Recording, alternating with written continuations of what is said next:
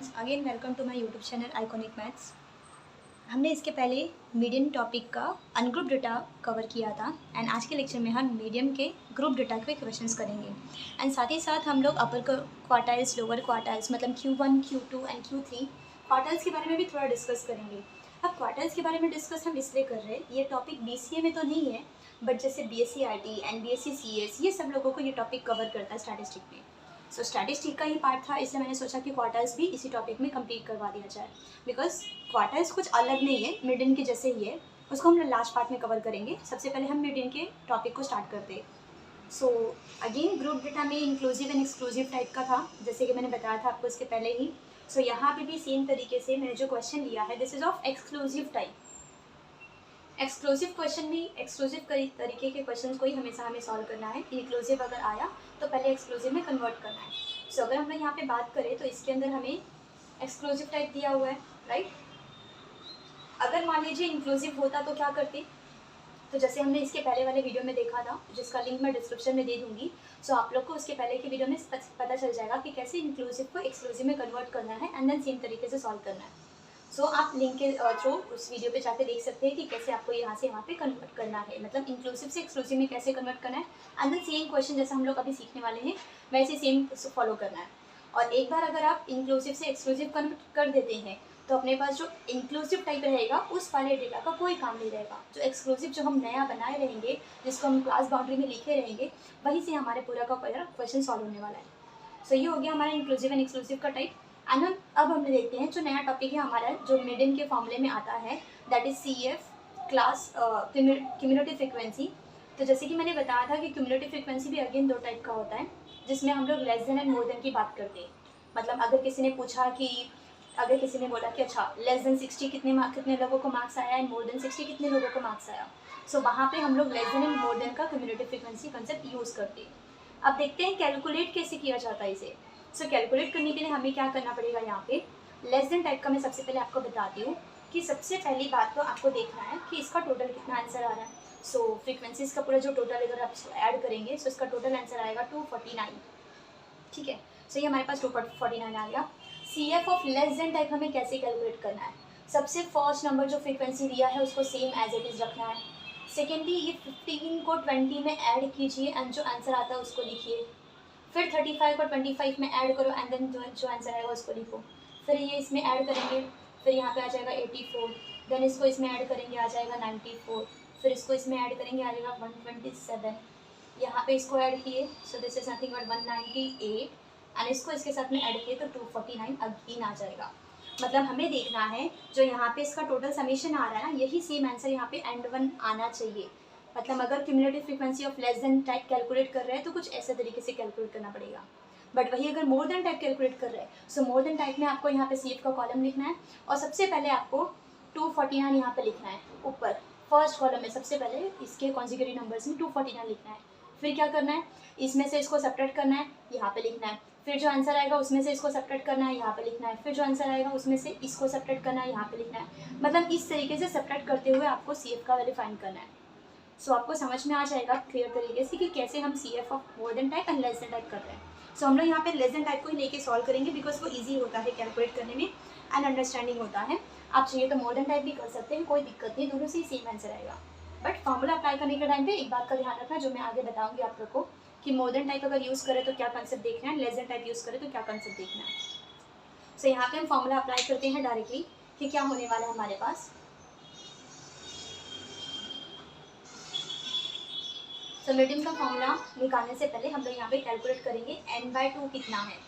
n/2 कितना है ये क्यों कैलकुलेट करेंगे, बिकॉज मीडियम का जो फॉर्मूला होता है उसका इसमें L1 plus H/F n/2 minus CF, ये हमारे पास फॉर्मूला होता है इसका। तो हमें जो भी यहाँ पे टर्म है ना n/2, इस n/2 का वैल्यू पहले कैलकुलेट करना पड़ेगा एंड उसका इसी वैल्यू के ऊपर पूरा डिपेंड होने वाला है कि L1 क्या है, H क्या है, C क्या है, F क्या है, CF क्या है। तो इसलिए हमें n/2 कैलकुलेट करना पड़ेगा। सो 249 डिवाइडेड बाई 2 करेंगे, इसका जो भी आंसर आएगा हमारे पास कुछ 124.5 आ जाएगा, ठीक है। तो ये n/2 का वैल्यू आया। अब देखना है कि अब मैंने जैसे बताया कि यहाँ पे जो टर्म होगा उसी टर्म के ऊपर डिपेंड करेगा कि पूरा ये सारे टर्म्स की वैल्यू क्या होने वाली है। सो दिस इज़ 124.5 अब 124.5 आपको चेक करना है CF के अंदर, CF के अंदर चेक करना है आपको कि ये कहाँ पे 124 पॉइंट एग्जिस्ट करता है। सो अगर हम लोग यहाँ पे बात करें ना, तो ये पता है ये सारे नंबर्स क्या है, ये सब नंबर्स हमें बता रहा है कि लेस देन 30 कितने टोटल स्टूडेंट्स है। तो लेस देन 30 60 स्टूडेंट्स है, लेस देन 50 कितने स्टूडेंट्स है, तो 94 है। मैं लेस देन क्यों बोल रही हूँ, बिकॉज मैंने यहाँ पे जो कैलकुलेट किया है this is of cumulative frequency of less than type है ये, इसलिए हम लोग यहाँ पे देख रहे हैं कि अच्छा लेस देन 60 कितने आए स्टूडेंट्स, 124। और ये काउंटिंग क्या है, ये काउंटिंग बस इतना बताता है कि 50 to 60 के बीच में कितने स्टूडेंट्स हैं, तो दिस इज ऑफ 33। बट अगर किसी ने पूछा कि अच्छा 60 के लेस में कितने टोटल स्टूडेंट्स हैं, तो दैट इज ऑफ 127। तो ये CF हमारा यहाँ पे कंसेप्ट यूज़ होता है कि CF का वैल्यू निकाल के हमें किस तरीके का डेटा मिल सकता है। So less than type, more than type, इस तरीके के डेटा हम कैलकुलेट कर सकते हैं इजीली बाय टेबल। अब हम लोग यहाँ पे कर रहे थे कि जैसे 124 आया, n/2 का आंसर 124 आया, तो चेक करना है कि 124 कहाँ पे लाई कर रहा है CF के अंदर। सो यहाँ पे तो सिर्फ 94 तक का वैल्यू है, इसके नेक्स्ट हम चाहेंगे मतलब मोर देन 95 से लेकर 127 तक इसके अंदर डेटा आ रहा है, राइट। सो 124 भी कहीं ना कहीं इसके अंदर आएगा। सो हमें इस पूरे कॉलम को सेलेक्ट करना है। सेलेक्ट करने के बाद फ्रीक्वेंसी वाले कॉलम में जो वैल्यू तो आपको दिखाई दे रहा है दिस इज योर F। यहाँ पे जो this one and this one है this is your lower class limit and upper class limit, तो ये हो जाएगा L1 और ये हो जाएगा L2। फिलहाल तो हमें L2 की कोई ज़रूरत नहीं है बिकॉज हमें क्वेश्चन में यहाँ पे सिर्फ L1 की ज़रूरत है, तो सिर्फ L1 का वैल्यू लेंगे। यहाँ से F का वैल्यू मिल गया। अब उसके बाद ये जो हमारे पास क्लास आया है, इस क्लास में कितने का विड्थ है, मतलब 50 to 60 के बीच में क्या विड्थ है, मतलब दोनों का लेंथ क्या है, तो 60 माइनस 50 करेंगे। सो H का वैल्यू आएगा क्या आएगा, 10 आ जाएगा। सो यहाँ पे हमारे पास कुछ डेटा आ गया। तो हम लोग क्या करेंगे, इसमें वैल्यूज करने के बाद L1 मिल गया, F मिल गया, H भी मिल गया। व्हाट अबाउट CF, तो CF हम लोग लेस देन टाइप कैलकुलेट कर रहे हैं ना, तो लेस देन टाइप में क्या होगा, जो जिस रो को आपने सेलेक्ट किया उस रो के जस्ट ऊपर वाला जो वैल्यू होगा ना, जस्ट ऊपर वाला, एकदम ऊपर नहीं जाना है आपको, उससे लेस देन में जाना है, क्योंकि हम लोग ने लेस देन टाइप CF निकाला है, इसीलिए हम जस्ट इसके ऊपर वाला वैल्यू कैलकुलेट कर रहे हैं। दिस इज योर CF का वैल्यू। तो 94 हो जाएगा CF का वैल्यू, ये F हो गया, ये L1 हो गया, इसके बीच का जो डिस्टेंस है 60 minus 50 which is 10, that is the value of H। अभी डेटा सब कुछ आ चुका है, तो हम यहाँ पे कैलकुलेट करेंगे। सो जैसे मैंने पहले बताया था कि अगर मान लो आपने CF मोर देन टाइप कैलकुलेट किया तब क्या होगा, तो तब बस बाकी सब चीज़ें सेम होगा, बस चेंज इतना होगा कि ये जो CF हम लोग ने जस्ट इस सेलेक्टेड रो के ऊपर वाला लिया है ना, उस टाइम पे मोर देन है तो उस टाइम पे सेलेक्टेड रो के नीचे वाला वैल्यू लेना पड़ेगा, वो CF का वैल्यू होगा। सो बस आपको उतना ध्यान रखना है कि अगर आप मोर देन टाइप कैलकुलेट करेंगे तो कहाँ से आएगा, लेस देन टाइप कैलकुलेट करेंगे तो कैसे करना है। सो हम लोग यहाँ पे देखते हैं कैलकुलेट करके क्या होने वाला है, कैसे आंसर आएगा। सो L1 का वैल्यू क्या आएगा अपने पास 50, so this is 50 plus H कितना है 10 अपॉन F का वैल्यू कितना है 33 डिवाइडेड बाय दिस इज 124.5, यहाँ पे माइनस, मैंने डायरेक्टली इस पूरे का वैल्यू रख दिया। CF का वैल्यू क्या है, CF का वैल्यू अपने पास आ रहा है 94, ना this is 50 plus 10 upon 33 multiply by, इसको आप लोग सेपरेट करोगे तो यहाँ पे आपका कुछ तो आंसर आ जाएगा 30.5। Now 50 plus 10 upon 33 multiply by 34, अगर आप इसको मल्टीप्लाई कर देंगे 10 के साथ में तो डायरेक्टली हम यहाँ पे आंसर लिख सकते हैं, कितना आ जाएगा 305। फिर नेक्स्ट स्टेप में 50 प्लस इसको इससे आप डिवाइड करेंगे तो इसका कुछ तो अप्रॉक्स आंसर आ जाएगा 9.24 एंड देन दोनों को ऐड करेंगे तो आंसर आ जाएगा 59.24। This is a value of median, ठीक है। तो यहाँ पे तो हमें मीडियन इस तरीके से कैलकुलेट करना है। अगर इंक्लूसिव टाइप आया तो वो याद रखिएगा कि पहले आपको एक्सक्लूसिव में कन्वर्ट करना है, और फिलहाल मैंने इस वीडियो में नहीं बनाया बट इसके पहले ऑलरेडी मैंने बता चुकी हूँ कि कैसे इंक्लूसिव को एक्सक्लूसिव में कन्वर्ट करना है, तो आप वो देख सकते हैं वहाँ पे प्रीवियस लेक्चर से। सो ये तो हो गया, ये हमारे पास मीडियन का टॉपिक कंप्लीट हुआ जो BCA के कंसेप्ट है, मतलब BCA के सिलेबस में मीडियन के बारे में दिया है। But what about quartiles and upper quartiles and lower quartiles, तो ये जो कंसेप्ट होता है ये BCA में तो नहीं है बट बाकी सारे स्टैटिस्टिक के सिलेबस में है, तो हम इसको भी कवर कर लेते हैं कि क्या होगा। तो कुछ डिफरेंस नहीं है। पहली बात तो आपको क्वार्टाइल का मतलब समझाते हुए क्या होता है, उसके बाद हम लोग देखेंगे ना कि जब सेम कैलकुलेशन है, कुछ अलग नहीं है, बस याद रखिए कि जो n/2 है ना, ये n/2 थोड़ा सा चेंजेस हो जाता है। मतलब अगर लोअर क्वार्टाइल और अपर क्वार्टाइल की बात करें तो उसमें n/2 की जगह पे कुछ अदर वैल्यूज़ आता है। अब वो क्या आता है हम देखेंगे यहाँ पे। तो पहले तो मैं आपको क्वार्टाइल का मतलब समझाती हूँ कि क्वार्टाइल्स मतलब है क्या। तो क्वार्टाइल्स मतलब just the division in 4 section, quartile बोला ना, क्वार्टाइल मतलब अगर मान लीजिए मेरे पास कोई वैल्यू है, मैंने यहाँ से बोला 0 से लेकर 100 तक मेरे पास डेटा है, राइट। अब 100 तक डेटा है, मुझे क्या करना है, इस पूरे 100 डेटा को इक्वली 4 पार्ट में डिवाइड करना है। समझिए आप, इक्वली 4 पार्ट में डिवाइड करना है, तो आपको पता है कि इक्वली 4 पार्ट में डिवाइड करने के लिए हमारे पास 4 सेक्शंस बनेंगे। जब हम लोग 4 सेक्शंस में 3 डिविजन्स होने वाले, 3 मतलब कटिंग पॉइंट होगा। तो अगर हम लोग यहाँ पे बात करें तो यहाँ पे जो ये पॉइंट होगा, इसको हम बोलते हैं फर्स्ट क्वार्टाइल, इसको हम बोलते हैं सेकेंड क्वार्टाइल एंड इसको हम बोलते हैं थर्ड क्वार्टाइल। तो the upper quartile is called Q3 and the lower quartile is called Q1। And जो मिडल वन की बात करें ना, मिडल क्वार्टाइल की बात हम लोग नॉर्मली नहीं करते, क्यों पता है? बिकॉज ये मिडल क्वार्टाइल और ये जो टर्म है Q2, यही हमारा मीडियन होता है। ये कुछ अलग टॉपिक नहीं है। लोगों को लगता है कि अच्छा मीडियन अलग है, क्वार्टाइल्स अलग है, ना बना, दोनों सेम है।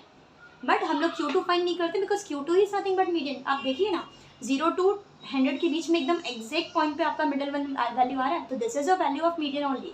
अगर आप Q2 का फॉर्मूला लगा के अगर आप सॉल्व करोगे एंड मीडियन का फॉर्मूला लगा के आप सॉल्व करोगे, तो दोनों का ही आंसर सेम आने वाला है बिकॉज दोनों सेम है।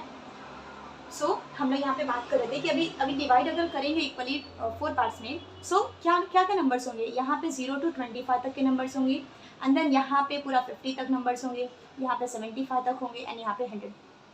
तो इस तरीके से हमारे पास ये क्वार्टाइल होता है। ठीक है फ्रेंड्स, आपको ये समझ में आएगा कि क्वार्टाइल्स का कंसेप्ट क्या होता है।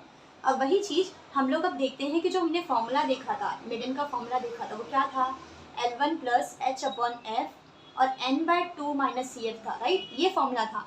वही सेम फॉर्मूला क्वार्टाइल्स में चेंज हो जाता है, थोड़ा सा चेंज होता है, बाकी सब फॉर्मूला सेम है, बाकी कैलकुलेशन भी सेम है, सब कुछ सेम है। चेंज क्या होगा, ये वैल्यू चेंज होगा। क्वार्टाइल की बात कर रहे हैं, फर्स्ट क्वार्टाइल, तो this one is 1/4 part of this whole number. 1/4 part मतलब ये 4 पार्ट है, ये फर्स्ट पार्ट है ना इसका, तो पूरे 4 में से 1 पार्ट की बात कर रहे हैं। सो पूरे n में से 1/4 पार्ट की बात कर रहे हैं, मतलब पूरे n का 1/4 part which is nothing but n/4। So n/4 यहाँ पर आया, ठीक। तो ये हो गया हमारे पास किसका फॉर्मूला, यही फॉर्मूला मीडियन का फॉर्मूला चेंज हो गया Q1 के फॉर्मूले में। ठीक है, यही सेम चीज़ Q2 की बात करें तो Q2 तो मैंने पहले ही बताया, यही तुम्हारा मीडियन होता है। कैसे होता है, अगेन सेम चीज़, ये Q2 क्या है, ये पूरे 100 डेटा का हाफ पार्ट है ना, हाफ मतलब n/2 पार्ट। तो n/2 तो देखिए मीडियन के फॉर्मूले भी हमारे पास क्या आया था, मीडियन के फॉर्मूले में H/F, यहाँ पे n/2 - CF आया था, राइट। तो ये हो गया हमारे पास मीडियन एंड Q2 दोनों सेम होता है। एंड थर्ड वन हमारे पास क्या है, Q3। तो Q3 का फॉर्मूला क्या होता है, यही सेम फॉर्मूला L1 + H/F, और यहाँ पे मैं बताती हूँ आपको क्या होता है। अब देखिए Q3 में क्या है, पूरे 4 का 3 पार्ट है ना, 1 2 3 सेक्शन है ना इसमें, सो इसलिए यहाँ पे आता है 3n/4, मतलब n पूरे नंबर का 3/4 पार्ट हम लोग यहाँ पे कैलकुलेट कर रहे हैं। So this is 3n/4। सो ये यहाँ पे नंबर चेंज हो जाएगा। सो सब कुछ फॉर्मूला कंसेप्ट सब कुछ सेम है, बस आपके फॉर्मूलेस क्या क्या चेंज हो रहे हैं। जहाँ पे n/2 था उस n/2 की जगह पे n/4 आएगा जब Q1 निकालना होगा, 3n/4 आएगा जब Q3 निकालना होगा, बाकी कैलकुलेशन सब कुछ सेम है। और वहाँ पे याद रखिए ये सेक्शंस है ना, ये जो वैल्यूज़ है, इसी वैल्यू के ऊपर हमारे पास L1 H CF ये सब की वैल्यू डिफाइन होती है। सो जैसे हम लोग ने मीडियन में चेक किया था कि n/2 इसका वैल्यू निकाले थे, उस वैल्यू के अकॉर्डिंग हम लोगों ने एक रो सेलेक्ट किया था, वहाँ से f का वैल्यू CF का वैल्यू सब वैल्यू कैलकुलेट किए थे। सेम वैसे ही अगर आप क्वार्टाइल 1 निकालोगे तो पहले आप n/4 कैलकुलेट करोगे, n/4 का वैल्यू जो आएगा उस वैल्यू के अकॉर्डिंग आपको चेक करना है CF में कौन से रेंज में आ रहा है एंड देन सेलेक्ट करना है, देन हमारे पास F CF L1 ये सारी वैल्यूज आएगा। सेम वही कंसेप्ट Q3 के लिए भी करना है, 3n/4 की वैल्यू कैलकुलेट करना है एंड इसको चेक करना है कि कौन से रेंज में आ रहा है। सो फ्रेंड्स, मुझे लगता है कि आपको यहाँ पे समझ में आ गया होगा। अगर नहीं समझ में आया तो आप एक बार और रिकैप करके पीछे से देख सकते हैं कि क्या हमने यहाँ पे किस कंसेप्ट को हमने यहाँ पे किस तरीके से क्लियर किया है। सो यहाँ पे हमारा मीडियन का टॉपिक भी कंप्लीट होता है कि किस तरीके से, और हमने सेम मीडियन के टॉपिक में भी हमने ungroup data, group data and then कुछ एक्स्ट्रा टॉपिक क्वार्टर्स के टॉपिक को भी हमने यहाँ पे कंप्लीट कर लिया है। सो फ्रेंड्स, यहाँ पे हमारा मीडियन का टॉपिक कंप्लीट होता है which is your second topic of the measures of central tendency. अब इसके बाद वाले वीडियो में हम लोग थर्ड टॉपिक जो हमारा इस चैप्टर का लास्ट टॉपिक है दैट इज़ मॉड, वो हम यहाँ पे नेक्स्ट लेक्चर में क्लियर करेंगे। सो फ्रेंड्स, तब तक के लिए थैंक यू।